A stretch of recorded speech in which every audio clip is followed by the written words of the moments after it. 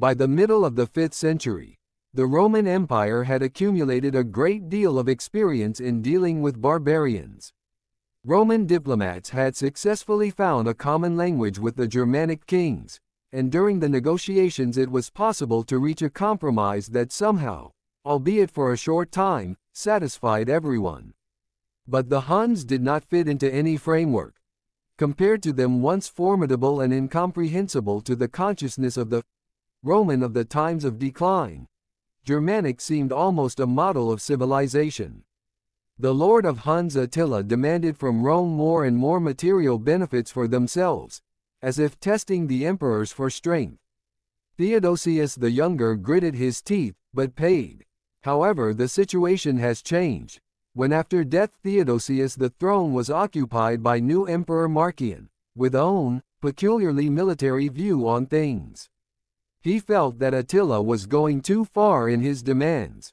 Attila, in no doubt of his right of the strong, sent an embassy to Marcian, demanding an increase in tribute. Marcian answered that he considered the size of the tribute excessive. He is not obliged to give as much as, in his unreasonable generosity, gave Huns late Theodosius. The emperor reduced the amount of payments and demanded from the Huns strict observance of calm and peace on the Roman frontier.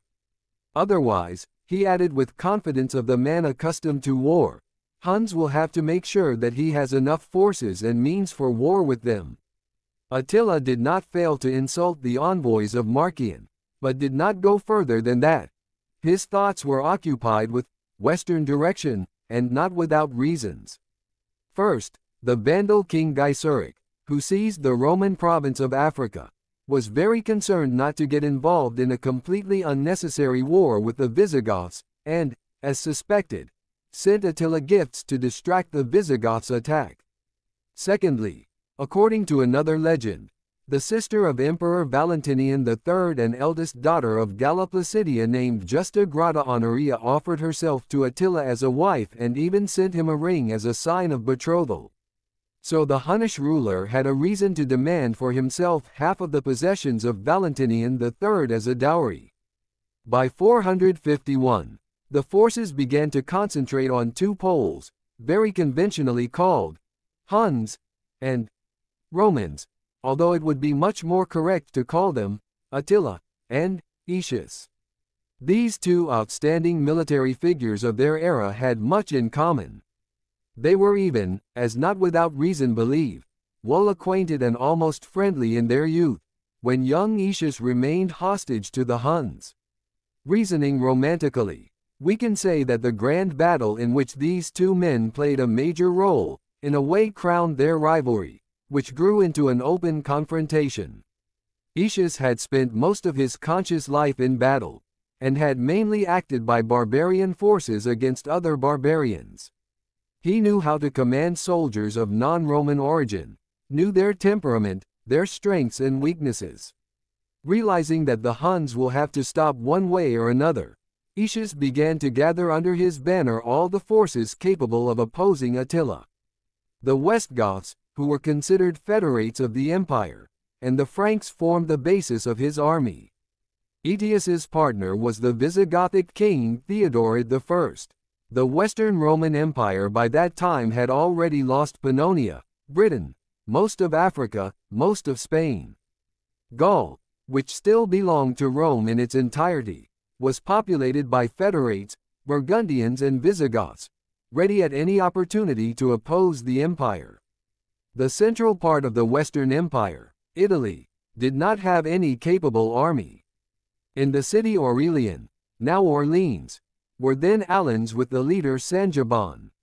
Attila has decided to make exactly this city the stronghold.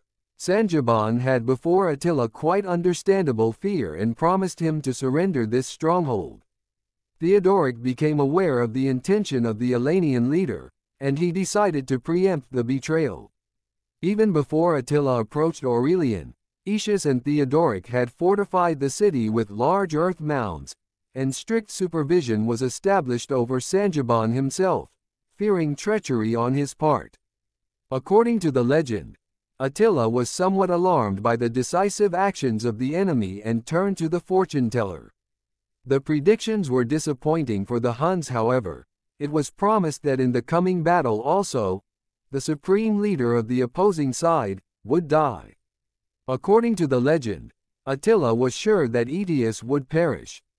Attila has withdrawn to the north, and here, on Catalaunian Fields, there was a famous battle which sometimes is named Battle of Peoples, as representatives of many tribes took part in it, and on quantity of fighting it as if had no equal. Their number is estimated at 300,000 people. They say that the surrounding rivers came out of the banks of the spilled blood. Even if this is an exaggeration, in any case, the impression made on the minds of contemporaries by this event, it is difficult to overestimate. The Catalaunian Fields is a plain in modern French Champagne, west of the city of Troyes and the left bank of the Upper Seine. Jordan describes the area this way. Attila began the battle closer to the evening, about the 9th hour. According to his calculation, if the case turned out badly, the coming night would help the Huns. Indeed, the battle was unfavorable for the Huns.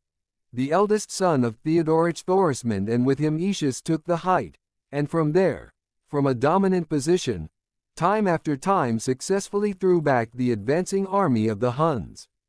Those, however, did not give up and rolled wave after wave. The prediction of doom for one of the leaders came true. Theodoric was thrown off his horse and trampled by his own. According to a more beautiful legend, he was killed by one of the chiefs of the Ostrogoths, with a spear, in a private duel. The Visigoths at some point went on the offensive and with all their might fell upon the Huns. They almost killed Attila himself, but he quickly withdrew and hid behind the carts that surrounded his camp. This method of defense was also known to the Visigoths. Despite the seeming fragility, the walls of carts were quite effective shelter. As Attila had hoped, the night helped the retreating Huns. Thorismund got lost in the darkness and, thinking that he was approaching his own, accidentally ran into the wagons of the enemies. In the deep night a fight broke out. Thorismund was wounded in the head and thrown off his horse. Fortunately, other Visigoths rode to the noise and freed their leader. Aetius was also cut off from his own in the turmoil of the night and wandered between enemies, who in turn did not recognize him. Eventually he managed to find the Visigoths, and spent the rest of the night near their campfires. When it dawned, a terrible picture was revealed. The whole field was strewn with bodies of the killed and wounded, and Huns huddled behind carts and did not show themselves. Attila, meanwhile, as if did not feel defeated. The Huns sat in the camp and rattled their weapons, blared their trumpets and shouted loudly. Aetius has decided to hold Attila in a siege. Supplies at that had no delivery of bread in such situation was impossible, and soon Huns inevitably should begin to starve. Attila decided to die, but not to surrender. He built a large fire of horse saddles and announced that he would throw himself into the fire if the enemy broke into the camp. No one would celebrate victory by capturing the lord of the Huns himself. While Attila made beautiful gestures, the Visigoths searched for their king Theodoric. At last he was found among the corpses and brought out with great honor to be buried. Power was immediately transferred to Thorismund as the eldest son and worthy heir on the battlefield. Thorismund wanted to immediately continue the battle and finish Attila in his lair, thus avenging his father and strengthening the glory of the Visigoths. However, Aetius calculated the political game for several moves ahead and came to the conclusion that such a victory would lead to too dangerous for Rome to strengthen the Visigoths, as if it would not have to then fight with the current allies. Aetius therefore gave Thorismund a very unpleasant hint. Would it not be better to return home and consolidate his power locally? After all, Thorismund has 4 younger brothers at home, each of whom, perhaps, cherishes ambitious plans, would not have to fight with relatives for the crown.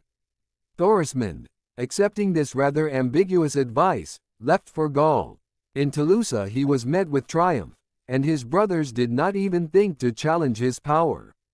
But, as the saying goes, it was not a bad idea to be reinsured. Attila, of course, noticed that the Visigoths left, but at first took this maneuver as some military trickery. However, the silence dragged on. No one attacked, the Visigoths did not return. The Hun leader realized that it is possible to act further, and withdrew with his troops to Aquileia, which immediately besieged. The siege was long and fruitless. Aquileia resisted steadfastly. It was defended by a strong Roman garrison. The Huns had had enough of trampling under the walls, and they wanted to leave. At this moment, according to legend, Attila noticed that storks fly away from Aquileia and carry away their chicks. The omen made the Hun leader realize that the birds were leaving the city for a reason. They knew that Aquileia would soon fall. Therefore Attila perked up, built siege machines and throwing guns, and after a decisive assault Aquileia really fell. Huns have plundered city and swarmed further. They have devastated Mediolanus, Ticinus and were already going to go on Rome, but at the last moment have refused this idea. The previous year was a poor harvest, so the hordes of Huns began to starve, and Attila was not to feed his army. At the same time, the armies of Marcian under Aetius did not stop disturbing Attila, so the Hun preferred to withdraw. Nothing will prevent him to return in a year and to renew military actions. So Attila has withdrawn, but could not settle down, and on road still tried to subdue Alans which sat behind the river Liger. However, it has prevented Torismond. It has appeared to Alans the first and has met Attila in all arms. In a great battle Thorismond defeated the Huns and forced them to leave. About Thorismond it is told that he has died after 3 years from illness. The king of the Visigoths was as if killed by his enemies when the doctor was giving him bloodletting, because at that moment Thorismond had no weapons.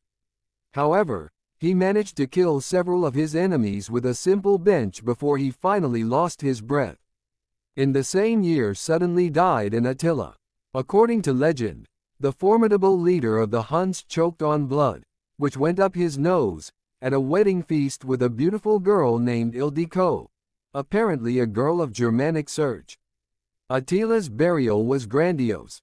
The body was enclosed in 3 coffins, gold, silver and of strong iron, mourned and made a trisna, put in the grave weapons, precious halers, and other jewelry.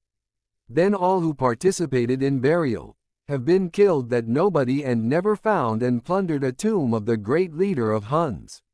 Attila has made grandiose impression on minds and has remained in legends of Germanic peoples as the legendary person. His image remained to live in European epics. At Attila feast, with Attila fight and die heroes, extracting gold, which the historical Attila extracted with such insatiable greed. Aetius fell victim to intrigue in a year.